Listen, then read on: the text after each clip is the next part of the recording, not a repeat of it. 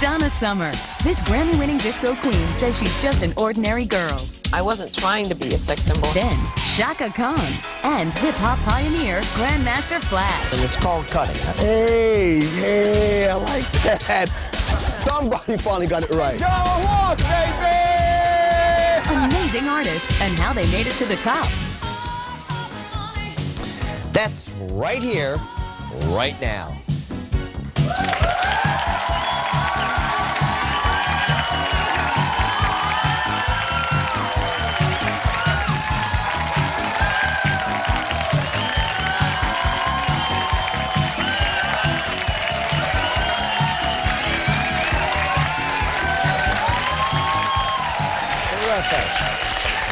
All right. Well, what a warm welcome. Yeah. You got a lot of God. diehard fans. Can I take here. you home? There you go. What a nice audience. Well, Great, a thank lot you. of energy here today. A lot of good energy. And of course, obviously, we've got the Queen of Disco, Donna.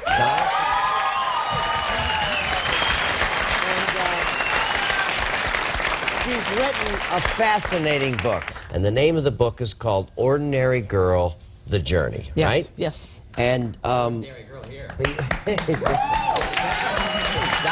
fans here, huh? Well, let me ask you the obvious question. Why now? Why did you write the book now? Why not? Why now? Right? I wasn't doing anything. I was kind of bored, and I felt like my career needed a boost. And no, I'm just kidding. Actually, I just felt like I needed a creative change, and I needed to expand something, and so I decided to write the book. And I had already written the music to Ordinary Girl, which is the name of a musical, but I hadn't written the book yet. And everyone that wanted to produce it said, "Well, where's the book?" So that became a real stumbling block. And I've been trying to put this show on for about 2 years, so then I thought, you know what? Let's just do this as an autobiography. A lot of work, though. Yeah. A lot of definitely. work. And it brings up a lot of old stuff, doesn't it? Definitely. You've got to go back places that aren't so... Dark and Yeah, exactly. spooky. Well, let's go back to one of those places, which was a good place. Yes. And that's when you Oh, were no, known... they got footage. Oh, God. Yeah, but Oh, no. Come on. Oh, gosh. What was that like in those days? Because you really were the symbol of the disco era. For me, it was just a whirlwind. It was like being dropped off at Times Square and not being able to get out. It was a pretty active time. You were a sex symbol back then. How do you... And a little bit ahead of your time. How did you feel about that? I think at the time, I wasn't trying to be a sex symbol. I just think that those were the clothes that were available. There wasn't much fabric around. There you go. I had to do what a girl had to do, you know? Now, I was reading through the book, and you're very, very candid. And even at the height of your success, you had, you know, some problems, depression, some of those things. What were some of those demons? Well, I think I had always grown up in a really bad self-image, so I think it's really difficult when you have a bad self-image and you are thrust into the limelight, because then every one of your nightmares begins to come true.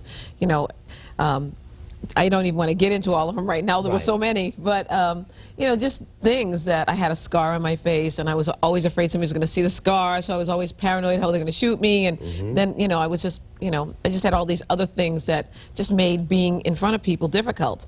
I felt that stage was probably more compatible for me because people were away. Did you have stage fright? No. No. Not stage fright, but I was afraid of being revealed, you know. As long as I had plenty of makeup on, I felt fine.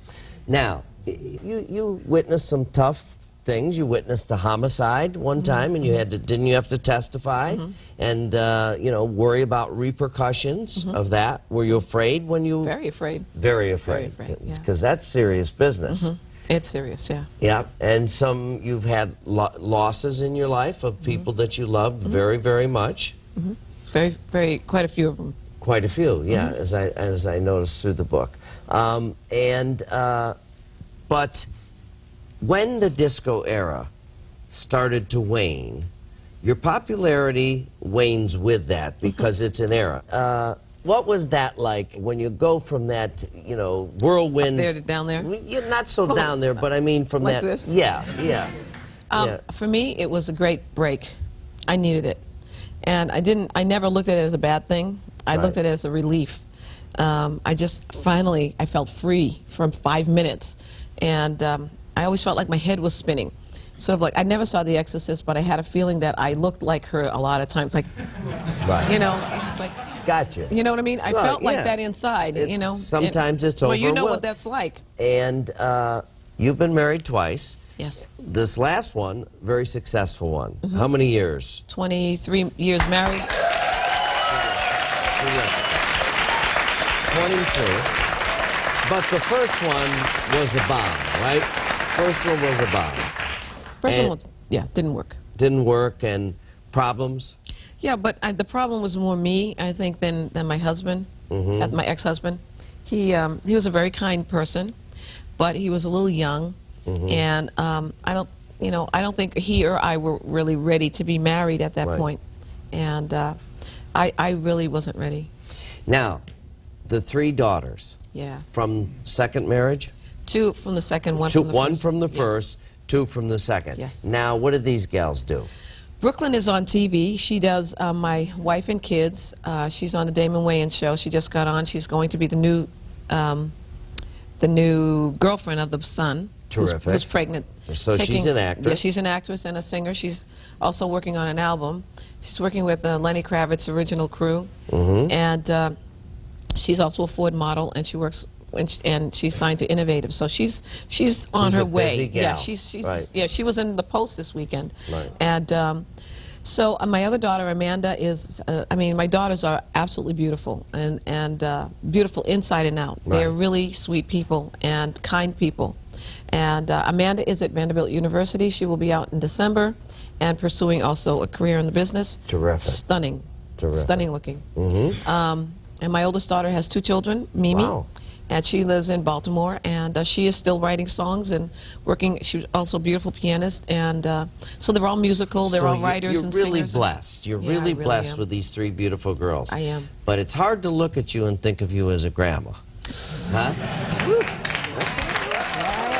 Well, I've got a million more things to ask you about this book, because there's a lot of wonderful things in the book, and obviously this audience is totally tuned in and They already plugged read the into- book. Anyway, well, there's a lot more to talk about with the beautiful Donna Summers, so stay with us. We'll be right back.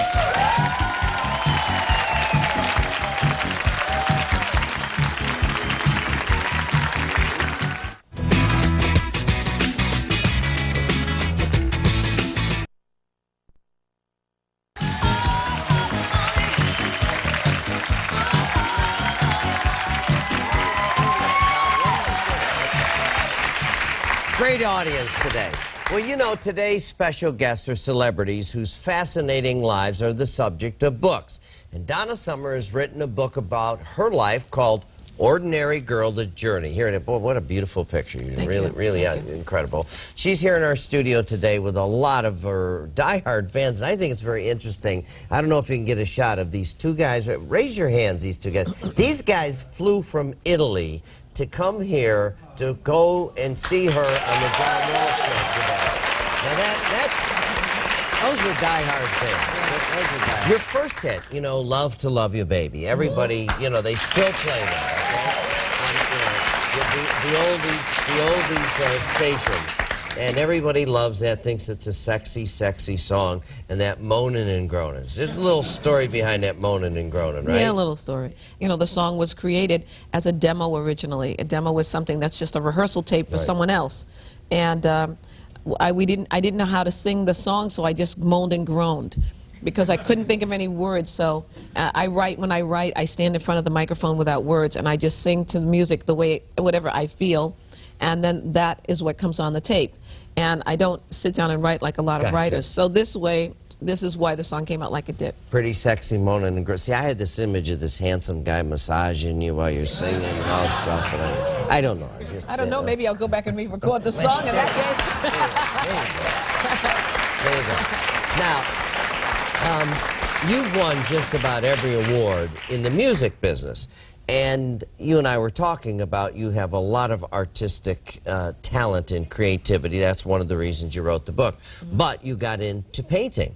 And it is, you know, here's one of your paintings, which I think is beautiful. And I was reading in there that you put a couple of your paintings in a gallery and you said, I don't know what to charge for them.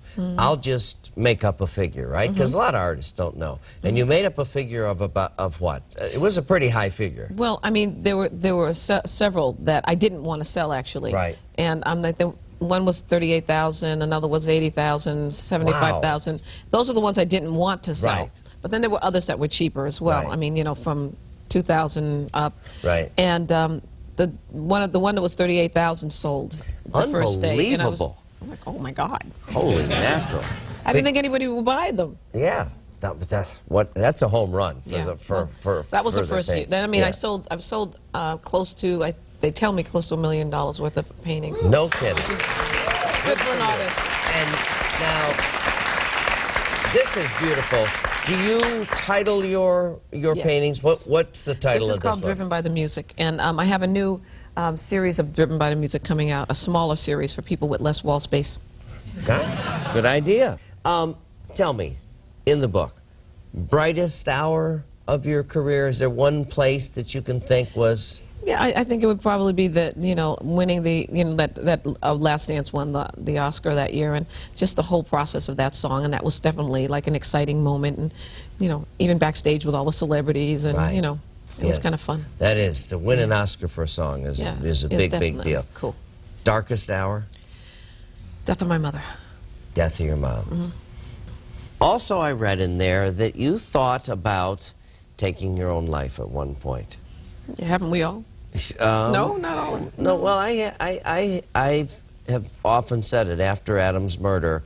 There wasn't much reason in my mind to stick around. That this beautiful little boy that was my life that I'd waited for. Stop making me cry. No, I don't mean to, but you get to that point where you say there isn't really much point. Right, exactly. I might be in a better place if I go somewhere else. So what stopped you? A woman stopped me by walking into my apartment, and No kidding. the housekeeper. Fate and circumstance. God intervened. Right. Wasn't your time. It wasn't my time. You still had plenty to do, and you got 3 beautiful daughters who look up to you. Absolutely. Yeah, they do. Well, okay, let's take a question right there. I was wondering if, given everything that you've learned throughout your life, if you had the opportunity to start again, if there were one lesson that you could take with you, what would be the one thing that would help make your climb to success easier? That's a tough one. Yeah. I think, well, I think always to be true to myself. To trust God and be true to myself. Good question. Fire away. Hello, Donna. My name is Daryl. I came all the way from Maryland to see you. I want to say, your new song, one of your new songs, You're So Beautiful, it's so true. You're so Thank you. beautiful, Donna.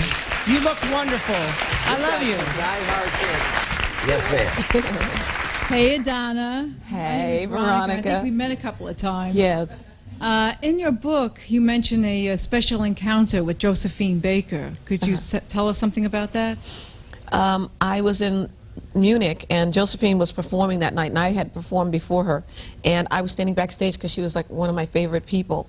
And I kind of looked up to her, and she was sort of my mentor because she went to Europe, and I was in Europe, and I felt a kinship with her. And when she came off the stage, I was standing right by the stage, and she grabbed my arm, and she said for me to walk her to her room. Well, I was like, I almost wet my pants, you know what I mean? I was so excited. And so I walked her to her room, and I asked her for her autograph, which is the only person that I've ever asked for their autograph at that point. And it was just one of those situations. It was almost like, and then right after that, my career took off. And it was just, and she died shortly thereafter. Right. It was just like a blessing from God. You know, a lot of people don't realize Josephine Baker was an African-American woman who went to Europe and was a hugely successful nightclub singer and cabaret performer and had a huge following. And she was huge. Huge following, and was very elegant, very, you know. And many painters painted her, and she, I mean, there are thousands and thousands of pictures. She was very well loved. Okay, last question. Hi, Donna. Hi. We all enjoy listening and dancing to your music and receive a lot of enjoyment from it. And I was wondering, what artists do you listen to or dance to when you want to chill out? I listen to Bocelli a lot lately. I love Bocelli. I just am a Bocelli fanatic. His voice is just so soothing to me. And I like John Mayer. I like a lot of people you probably wouldn't think I would like. Avril Lavigne, I like some of her things. Okay. She's a little, edgy, but I like her. Amy Grant, too. Yeah, she's beautiful, got a great voice. So you're eclectic. You like all types. Yeah, you like definitely. All types I listen of to, music. obviously all the R&B stuff. And Right. I have kids at home still, so that they're music coming out of every pore of my house. Music keeps us young. Absolutely. Yeah. Well, Thank you. this is the book, and I really recommend it. It's a real candid look at a beautiful woman with a fascinating life. It's called Ordinary Girl, The Journey. And also, the new CD is called The Journey, The Very Best of Donna Summer. I'll tell you, it was wonderful to have you here today. You're a lovely lady, fascinating. Nice to meet you. Best of luck. Best of luck. All right. Donna's life story is made for an extraordinary book, and she's truly an incredible woman. And we're lucky to have her today, and we've got some other people here today that have incredible stories, too. So stay with us. We'll be right back.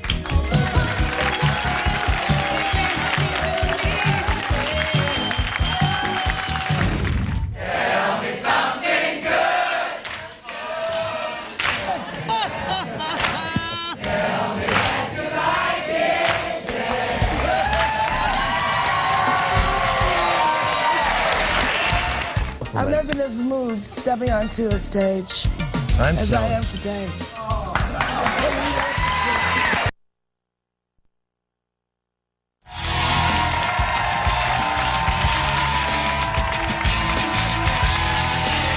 Today's guests are celebrities who've written books about their remarkable lives. Now, fans of my next guest have been waiting patiently for her to tell her story. And she's done it, and boy, has she done it, in an incredible book called Chaka, Through the Fire. Would you please welcome my special guest, the beautiful Chaka Khan.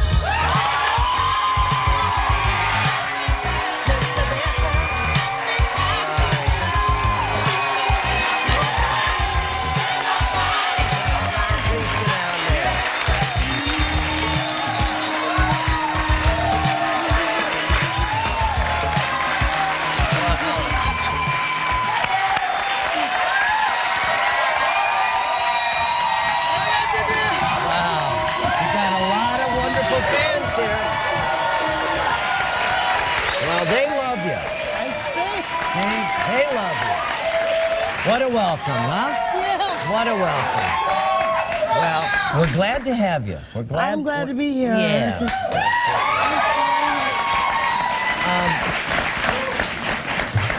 What I wanted to start was that, you've had such a phenomenally successful career.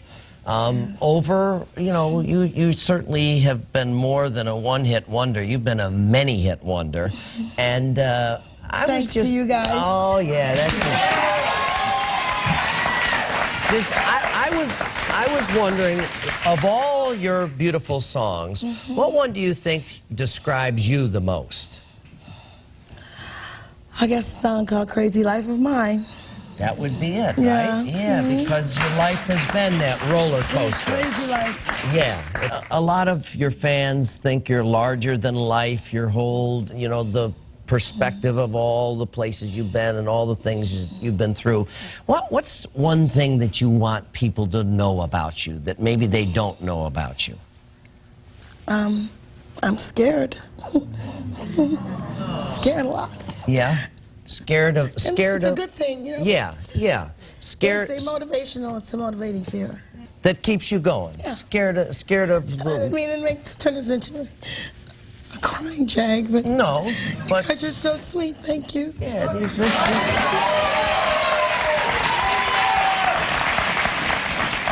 But I understand that. I understand what you're saying. Yeah. The fear of the unknown, the fear of... And I've had to rechannel that whenever I feel afraid or I'm always afraid every time I get ready to go on stage. I'm a bag of unbelievable nerves. Really? Yeah. Really? Sometimes to the point of dry heaving because I can't eat before, but I obviously make up for it. When it wears off. So you have stage fright? Oh, God. Still? Yeah. Still? I have amazing stage fright, and I don't feel really, unafraid or in control until about after the third song or so. Once you get into it. You know, lots of people wanted you to write this book for years. Yeah. Pretty hard to go back and relive some of those times, isn't it? Yes. A friend of mine, named Ed Diamond, we've been friends for like 30 years. And he told me, I'm only 32, that's why amazing. Right. He told me, he said, if you remembered half the stuff that you've done, you'd kill yourself. So he was kidding. I've had a really full and an event-filled life. Absolutely. And once I got started in that book, I saw that and I said, I'll not be doing this again. No. It was hard work, and it was therapy of the highest caliber. It was the highest form of therapy that one could ever possibly hope to receive. To go through all those highs and lows. Because I'm really a next kind of girl. I usually live life, get the lesson, and move on, and apply it, and start, living with that lesson in mind. That's how I live. I'm not one to look back with regret or, I don't carry a lot of baggage. You look at it as an experience. And you're so candid about it. You've got 2 grown children and 2 grandchildren, right? And you don't look like a grandma, but you talk very candidly in the book about wishing you could be a better mother, have been a better mother. And is the relationship with your kids good now? Much better than it was, yes, right? My relationship with my children is the best it's been. And that's because I'm around more. Just my presence is all they ever wanted. Exactly. I know. And it's tough because you spent so many of those years on the road. Working. Work is good. Yeah. I love what I do. Yeah. And I'm blessed that I got to do something with my life where I can make money and support my family and help people when they need it. Right. Right. And this is something that is so very easy for me to do. It's like second nature, and I'm very, very blessed. Yes, you are. But my kids did pay a big price. But I always say, just like you said, you can't look back. You can't let the guilt consume you. And I found out, when writing this book, that it was. Right. It was consuming you. Yes. But, I learned, and I've often said it, it's never too late to tell somebody you love them, to hug them. That's right. Well, we got a lot more to talk about. Let me just tell you that you two are a remarkable human being. Okay. Thank you. Thank you. Thank you so much. Thank you. Well, there's a lot more to talk about, and we're going to be back with Chaka right here in our studio. We're going to talk about those ups and downs of her life. Stay with us. We'll be right back. We want to hear from you. Please visit our website at www.johnwalsh.tv.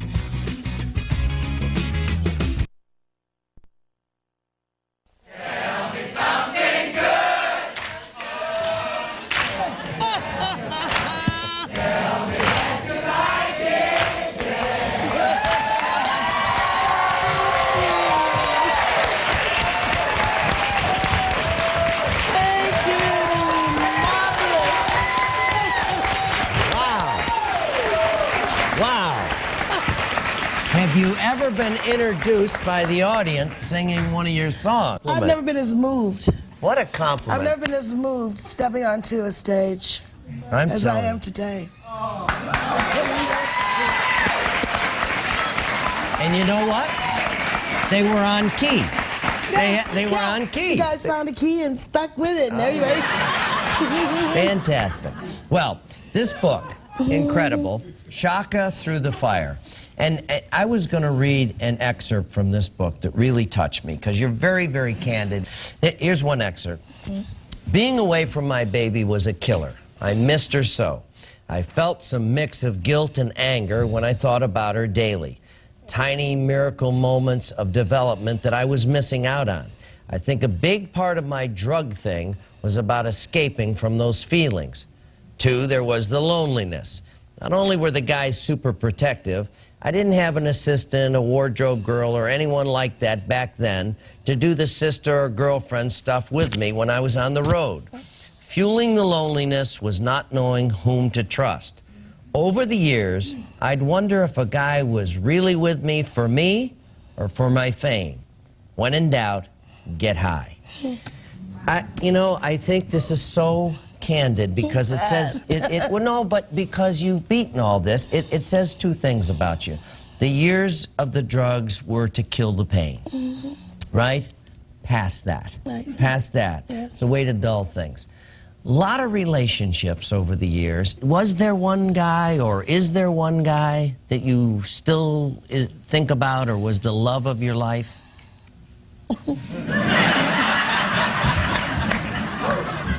A boyfriend I had named Sankey, and he was Korean. I read that.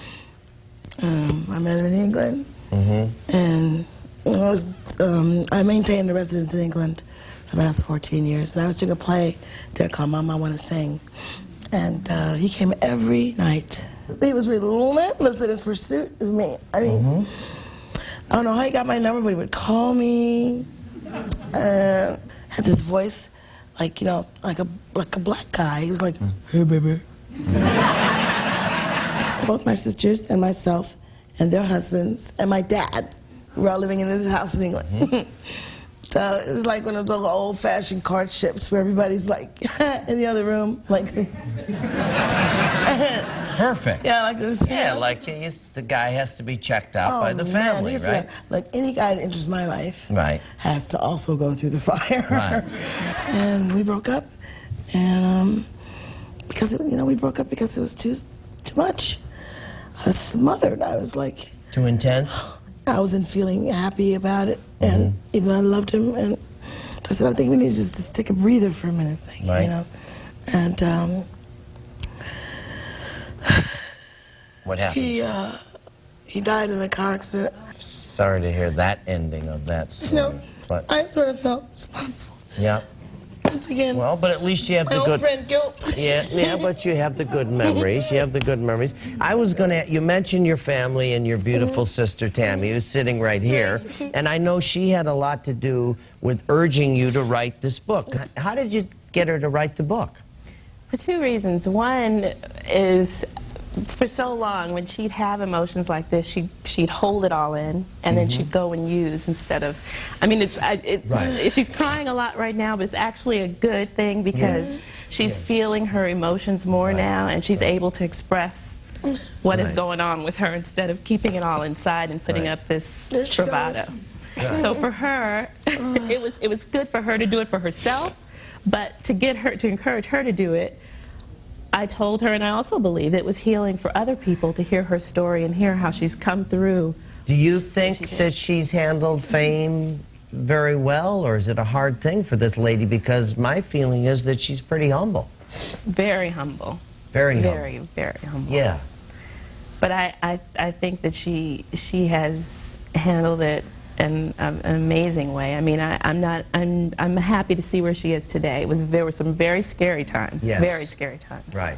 But she's definitely come through the fire. Through the fire, and that's that's what it is, right there. Through the fire. Well, we're all glad of that. Let me ask you, what's next for you? After the book, I'm working on a CD right now, and. They're waiting with bated breath. I've been promising this CD and promising this bloody CD for so long. Let me tell you, the reason it's taking so long is because I refuse to record another album with my songs on it, man, right? And not to own the song. Right.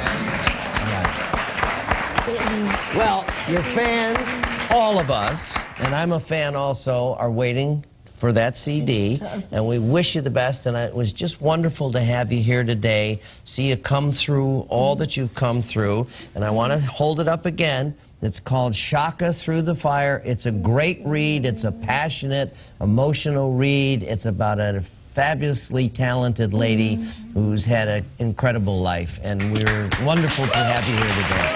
God bless you.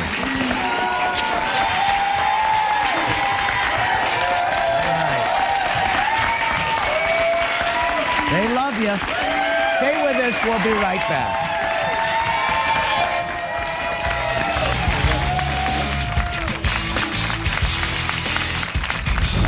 I've actually avoided saying this throughout the countless amount of interviews that I've ever done when it comes to that song. I would have to say that song, the message, was the downfall to GrandMaster Flash and Furious 5.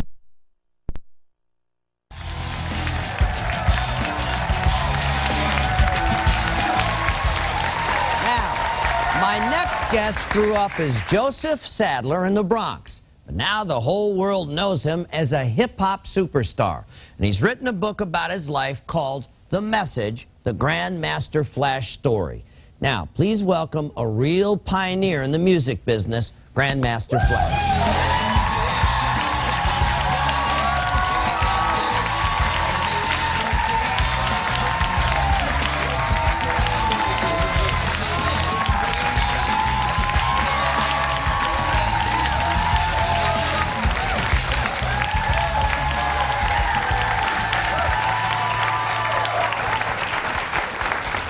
Now that's what I call a warm welcome. Yeah, very warm. Thank you very much. Absolutely. Nice people here today. Can I call you Flash? Sure. Is that okay? Absolutely. All right. Absolutely. Your story, Rags to Riches, is a real inspiration. And you and I were talking backstage. Your family was born in, your family comes from Barbados, Yes. which I've been there, beautiful island. They come to the Bronx, you're raised in the Bronx, and you had a real rough childhood. You had some tough times. Yeah, well, basically, I think what it was is I had this incredible urge for wanting to touch my father's records. And when he would go to work, I would drag a chair and go over to the closet, turn it knob, open the closet, go in there, take the records. And I also had like this stereo he had. Whenever I used to turn the stereo on, it had this little red light at the bottom. So these records and this stereo with this little red light, I used to go over to the stereo and put the records on and just sort of listen to the music or dance in the living room. So one, I was not supposed to be in the living room. Two, I was not supposed to go into this closet. And three, I was never ever supposed to touch his records. Sacred record collection. You know, so basically what would happen is I would try to put the record back in the same place where it was, but of course, I mean, at my age, I was a little tot. He would come in, play his music after work, and notice that records were missing, and I would just like get beat for touching his equipment and touching his records. Out of hand.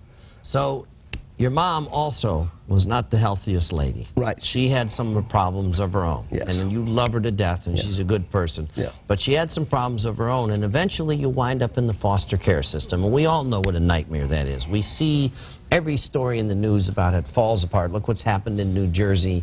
And you're in and out of that system. That's pretty tough, isn't it? Absolutely. And whenever my mother would stabilize, because she was sick, you know, and whenever she would stabilize and it would allow her, you know, for us to be with her, she would get unstable again. So they would come in and they would take us again. But the best part of the story is you go from that rocky spot to become a superstar in your industry. How did you get into the recording business? It wasn't until I heard about this gentleman by the name of Clive Campbell, who was known in the street as Kool Herc, right? And I was asked to go see this guy, this incredibly, and he's Caribbean, by the way, also, Right.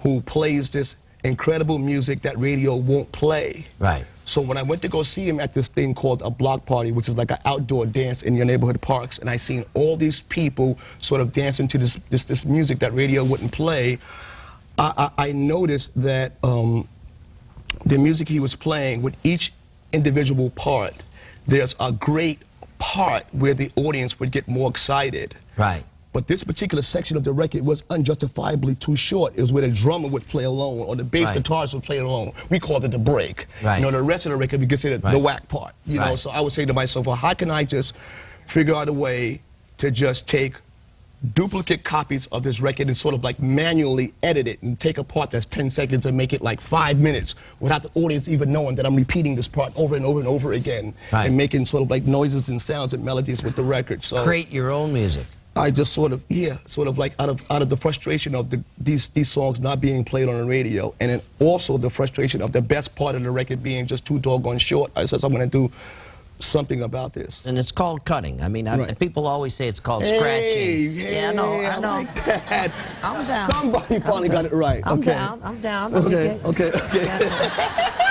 My son said to me, Dad, it's not scratching. Don't, you know. Give a round of applause. He got it right. You know, did somebody come and say, I'm going to give you the opportunity to make a record? I used to go in backyards and get old pieces of equipment and kind of like just jury rig a setup in my room. And I was in search of something. Once I figured out this formula of how to cut, there was this guy that was almost 7 foot tall that seen me do this in a park. And he walked up on me and says, listen, I have a way where you can make money doing this as opposed to doing this in the park. So I started doing like parties in the Bronx. And then from the Bronx, I started, you know, doing it in Manhattan and the metropolitan area. And then eventually started, you know, I had a record deal. Everybody thinks you deal with success and everything's hunky-dory. It isn't. And you got in trouble with drugs like so many people in the industry do. Yes. You hit that point. I think I probably went real deep into cocaine after I figured out that this deal we signed with this record label was really, really bad. So you feel you're exploited, you get into the drug world, deep, heavy duty? I think after, you know, going through it, we made like 3 or 4 records before I really got deep into the cocaine thing. And it wasn't until we made The Message, you know,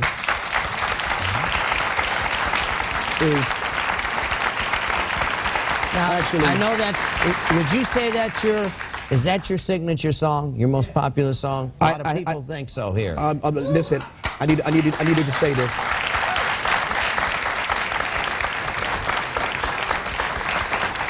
I would have to say, and I've actually avoided saying this throughout the countless amount of interviews that I've ever done when it comes to that song. I would have to say that song, The Message, was the downfall to GrandMaster Flash and the Furious 5, and I will have to explain. When I created this template of this group, it was 1 DJ, 5 MCs.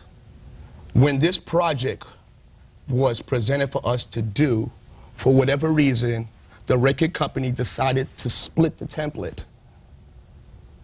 And when that one MC made that record, I had a major problem with the way that record was made because I kind of felt in my gut that I lost control from there of my group. And so there goes my group, and here comes more cocaine. And I'm like now I'm just trying to just escape life now. And this is the way that you're medicating yourself, like so many people do. We've got to take a break. We're going to come back and talk about how you clawed your way out of that and who helped you do that. I think that's interesting. And I'm glad you're here to share this with us, all right? All right. Now, Flash, when we come back, there's another thing that I want you to show me. You know, you are the pioneer of how to cut. You think you can teach me how to cut? Sure, why not? Why not? GrandMaster Walsh and GrandMaster Flash, make it happen. We'll be right back.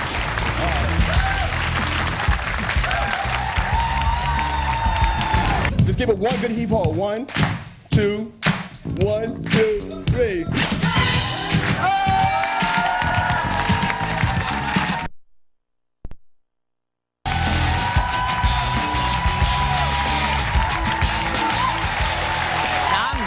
The one and only GrandMaster Flash, and you really are a pioneer in this business. When we left off before the break, we're talking about that descent into hell. you're successful, but you see your group breaking up, you're losing control. Right. You go in the cocaine world. That's an expensive world, isn't it? Yes, it is very expensive. How do you dig out of that? Did you do it yourself? Did you have help? I mean, you've come a long way since that problem. One person that played a major part in my life was Regina Sadler, my sister Penny. She stayed after me until I let go, and I had a girlfriend. Those two people there probably were the reason why I kind of came back. Okay. Show me what you do best. Now, you said you could show me something. I'm not so sure I can get it down, but will you show this audience? I mean, you're like the pro. Can I show them? Show them something? Okay. All right. And this record here is probably the most popular record that DJs like to play. So when I play it, you'll know what it is. Can y'all clap your hands while it's happening? Yeah.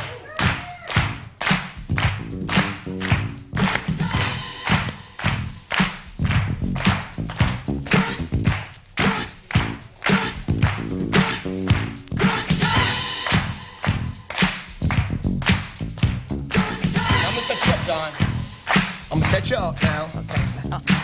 Now the arrow, where the arrow is, this is what I call the clock theory. Every DJ in the world uses this process to be able to find out where the break is. Yeah. Now I want you to take your hand, take this right hand, right? Okay. Put that there, one finger. Just give it one good heave ho. 1, 2, 1, 2, 3.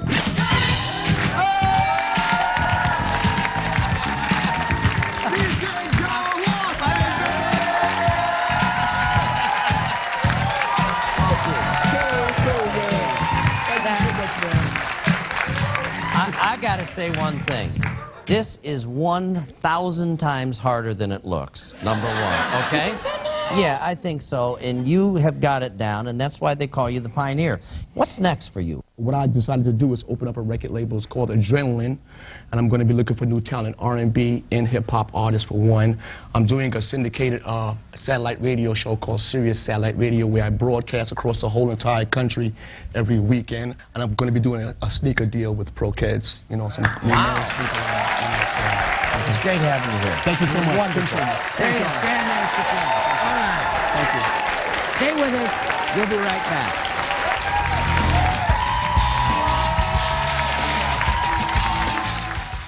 Join me in Studio 3A at Rockefeller Center in New York City. For tickets, call 212-715-6868.